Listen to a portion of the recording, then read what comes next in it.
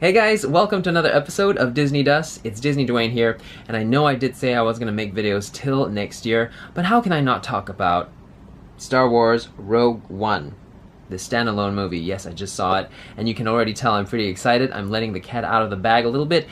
Usually I give a rating towards the end of the video, but okay, I'm just going to say it. I liked this movie, and I wasn't prepared to like it at first. Why? Because, you know, I'm sure you feel the same way too. There's a host of characters that we don't know anything about. We've never seen them before. You know, the usual suspects are not there. There's no Chewbacca. There's no... He's over here. There's no Yoda. I mean, Okay, so, spoilers. I promise I will give a big flash, a big alert, a big sign that spoilers are coming so that you know. I usually don't do that in my videos, but there will be spoilers, but later on, alright? So I'm going to put that big flash over there. In any case... So, we don't know anything about these characters, so the movie spends a lot of time actually trying to introduce them to you, to get you to feel for them and empathize with them. So, good job on that, on Disney's part doing that. I did empathize with the characters. I have to say though, there are not as many fun comedic characters because this is a pretty hardcore sort of a little war. So as you know, in the trailers, they're off to find the plans for the Death Star.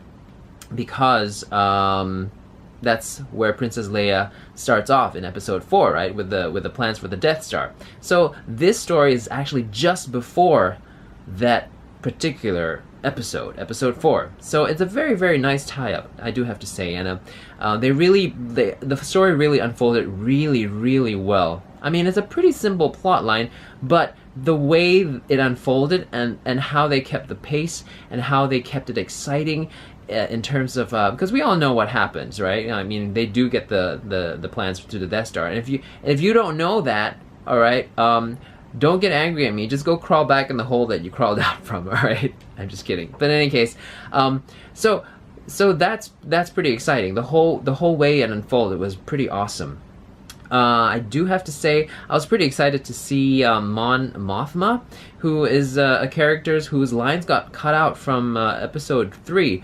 She's played by Genevieve O'Reilly, and a little shout out, I'm so excited, it's the first degree of separation for me. I did get to act in a movie with her, and have a few scenes with her. It's a movie called Cyber Wars, and it was just great to have that first degree of separation to Star Wars as a Disney fan, so this is a little cute little cheap thrill for me. And basically, she had a lot more lines in this movie. So she is, if you don't know, she's leading the council. She's part of the Rebel Alliance. And so she's leading the council in this. And she has a huge part to play in the whole history of it. There's a lot of politics going on. You can do your research about what's going on in the Imperial Army. But before you watch the movie, what you should know about, because I kind of didn't for a while, I know, throw a few stones at me, just know that the rebellion or the alliance, the Rebel Alliance, they're the same thing, right? So these people are the forces that are going against the Imperial Army, which is your stormtroopers, Darth Vader, and everything. So plans of the Death Star are with the Imperial Army, and the Alliance or Rebellion are trying to get them. That's basically it. But what was good was that there was a little bit of that father-daughter bond thing going on again. So that was kind of cool. They always never fail to use that formula. We just didn't have as many sidekicks was the difference. But back to the counselor.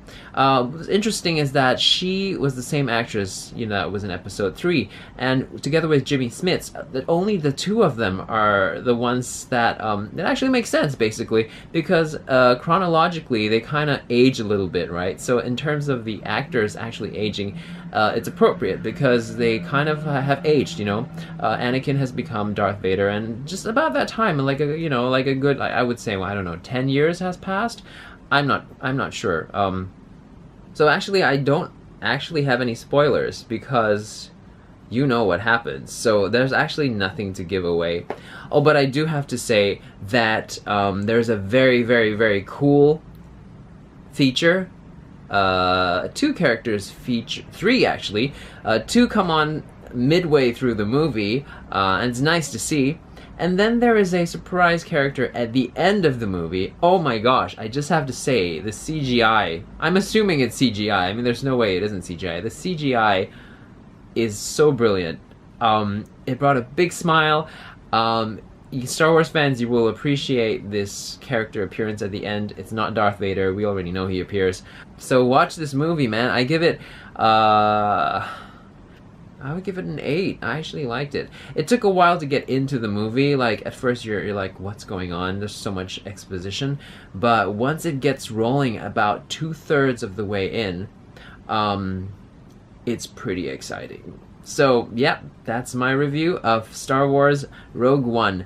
And do catch it. Leave your comments and thoughts in the little boxes below. And don't forget to subscribe and tell your friends about the channel. Have great festive year-end celebrations. Bye!